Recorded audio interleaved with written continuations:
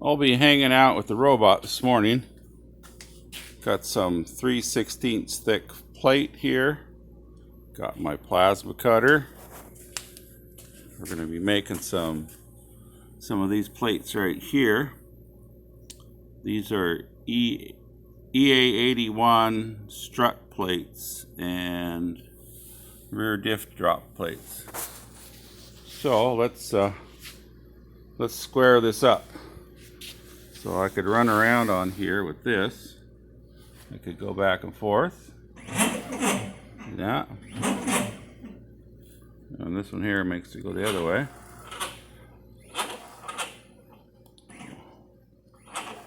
But this morning I'm going to take my game controller and we're going to run it. So let's see what we got here. Okay. So we can run the controller. There we go. So I'm going to go over here and get this thing squared up.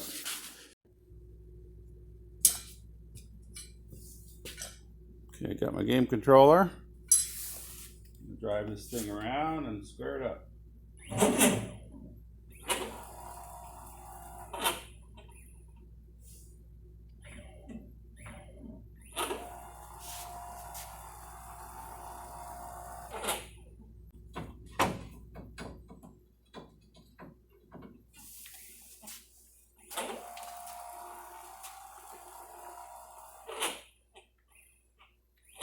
All right, got it square with the machine. Now let's get it in the corner. We want to start. Okay, that'll be a good spot.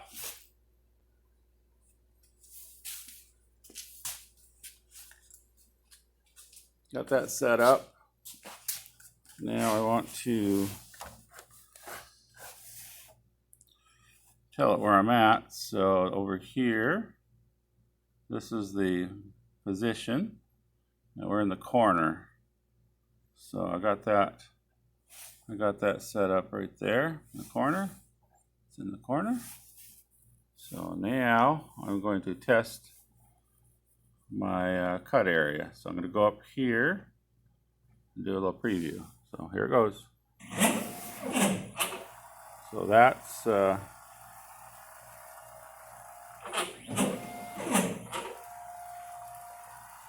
that's where the program is going to cut. So that looks good. I got it square with the material, and so that's good. Now let's check the settings on the plasma cutter. Okay, the plasma cutter's on. Settings are good. I got my air dryer turned on, hooked up. So we got power. We got the settings correct. So now, time to start cutting.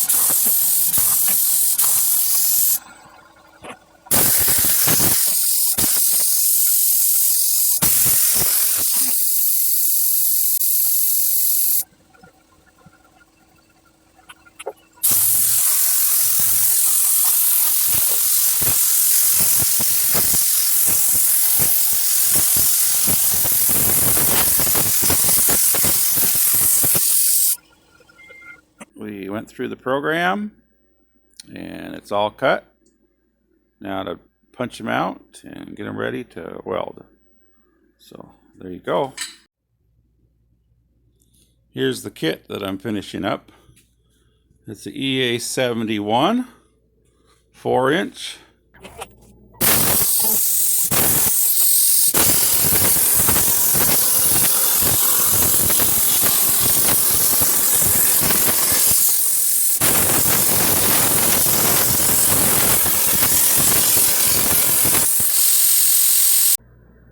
Alright, the robot and I got the strut tower side tube pieces cut out, and top and bottom plates cut out.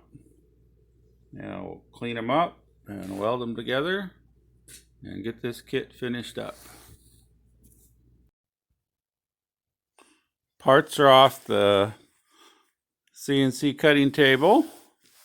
We got enough parts here for 2 sets of strut towers.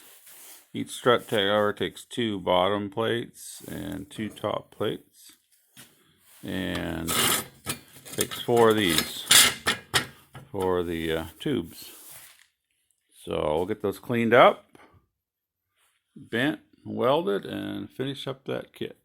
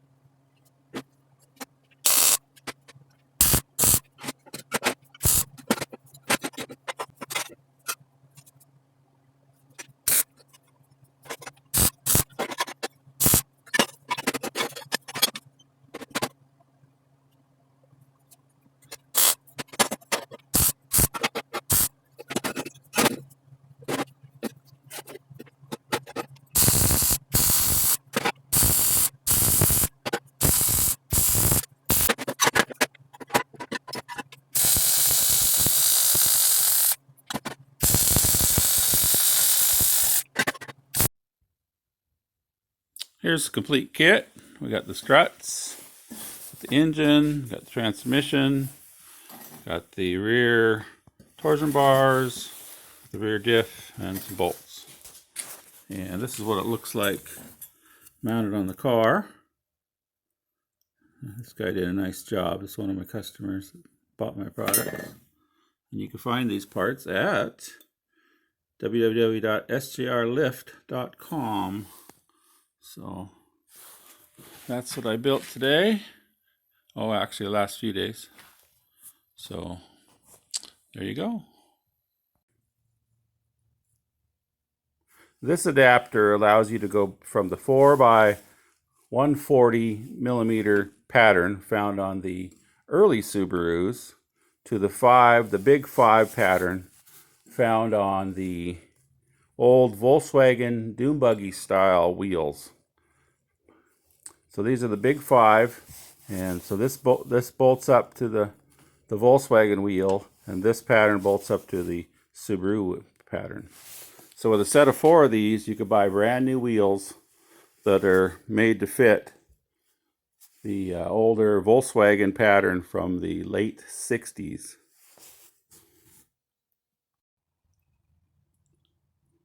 Here's a fun little buggy I built for my daughter.